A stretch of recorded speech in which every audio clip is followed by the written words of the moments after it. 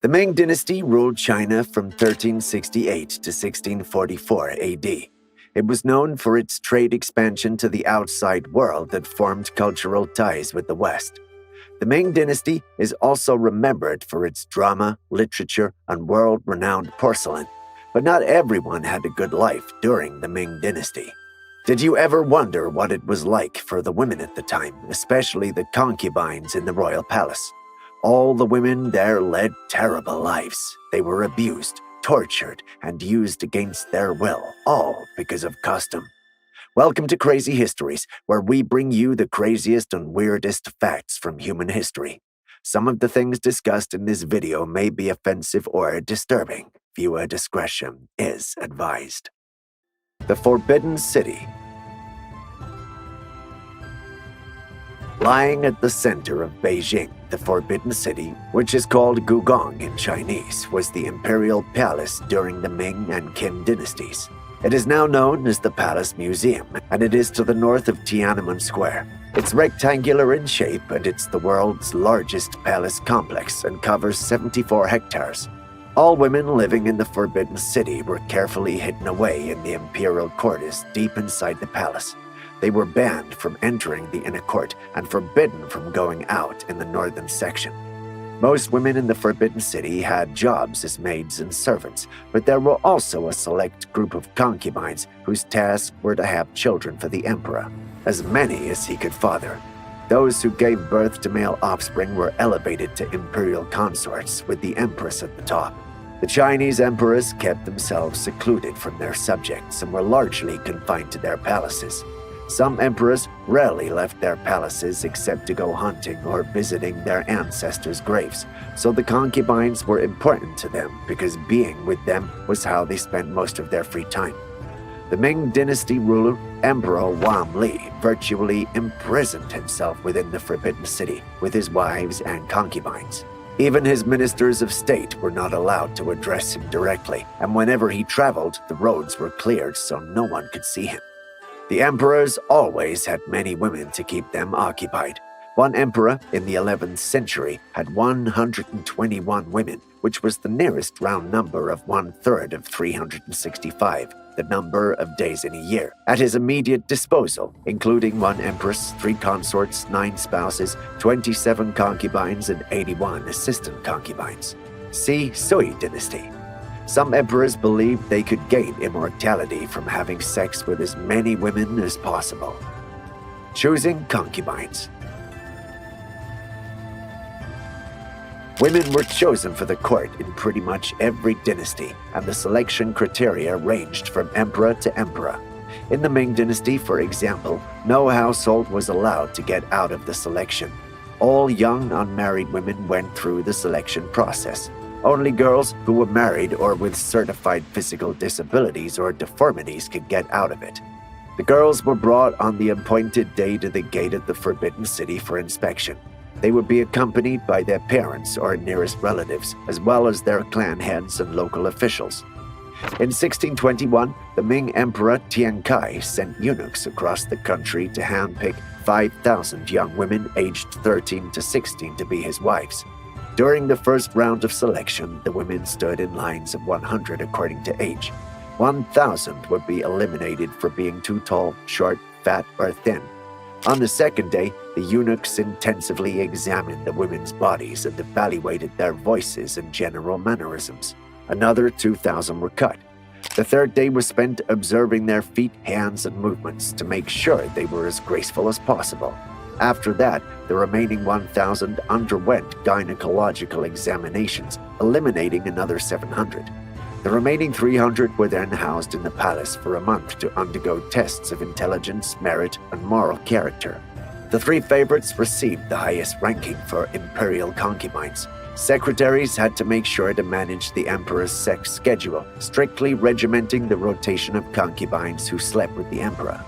The Empress and high-ranking concubines had priority. They were given specific nights in the lunar cycle that the Chinese believed had higher chances of procreation. Lower-ranking concubines, on the other hand, were given the job of simply pleasuring the emperor. They weren't expected to have his children because they weren't considered worthy and slept with him during other nights of the month. When not entertaining the emperor, the women spent their days sewing, painting, and putting on makeup, all things that the emperor found attractive. The emperor. The founder of the Ming Dynasty was the Hongwu Emperor. He started out as a penniless monk who was wandering China, and he grew to be one of the most powerful warlords in Asia. After establishing his dynasty, he adopted the name Ming, which is the Mandarin word for brilliant. His brutality went beyond the battlefield. Behind closed doors, he kept concubines trapped and put them through torture. His pride and jealousy drove him to control every aspect of their lives. He even wanted to control them after death, so he started the tradition where concubines would be killed, forced to commit suicide, or were buried alive alongside the dead emperor. Once the emperor died, the dead emperor's concubines were either killed by being forced to commit suicide with a white scarf, by hanging, or they were killed by the gravediggers by cutting their throats and buried with the emperor straight away. Some were outright buried alive standing up. The purpose was to follow the emperor into the afterlife and service him there for all time. The next two emperors continued this gruesome tradition. Thankfully, the Zheng Tong emperor abolished the practice. They fought back.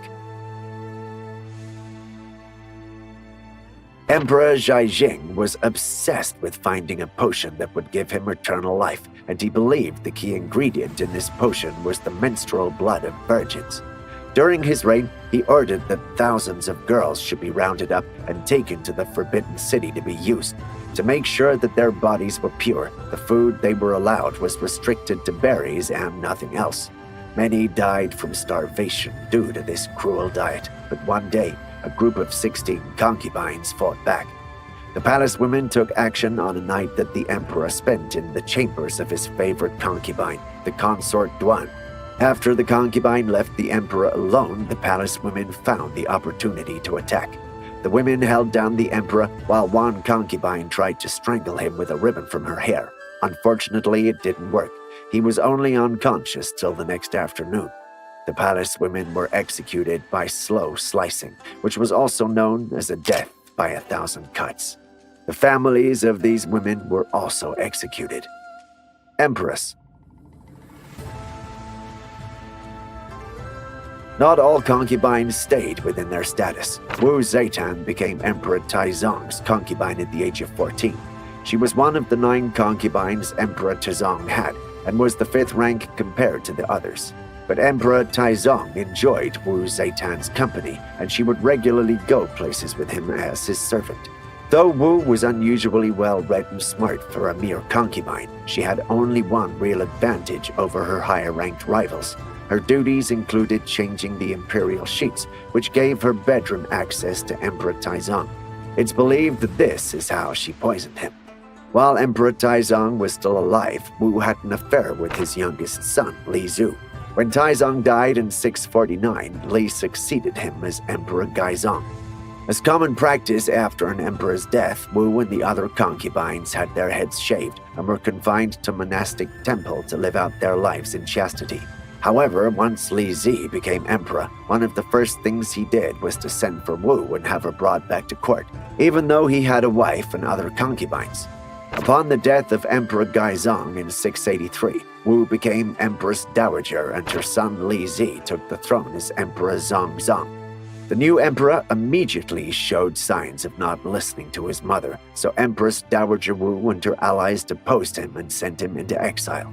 In 690, Wu deposed her son and declared herself empress. She went on to become a powerful ruler who was every bit as brutal as the men before her.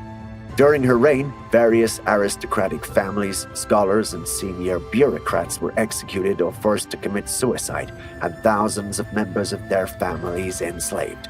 Because as a concubine she'd always been surrounded by cruelty, she was every bit as cruel herself.